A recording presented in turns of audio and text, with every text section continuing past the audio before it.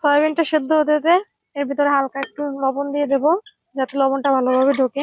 সয়াবিনটা সেদ্ধ করা হয়ে গেছে, এবার এটা গ্যাসটা অফ করে এটাকে ভালোভাবে চেপে চেপে ধুয়ে নিতে হবে। ভালোভাবে চেপে চেপে এর ভিতরের ময়লাগুলো বের করে ধুয়ে নিতে হবে। এরপরে সয়াবিন গুলো দিয়ে দিচ্ছি, সামান্য একটু লবণ দিয়ে দিচ্ছি, হলুদ গুঁড়ো। সয়াবিন গুলো ভাজা হয়ে গেছে, এবার তুলে নেব। ফোড়ন দেওয়ার জন্য এখানে নিয়েছি কালো জিরে, দারচিনি, লবঙ্গ, এলাচ আর হচ্ছে তেজপাতা, শুকনো লঙ্কা। দিয়ে দিচ্ছি আদা বাটা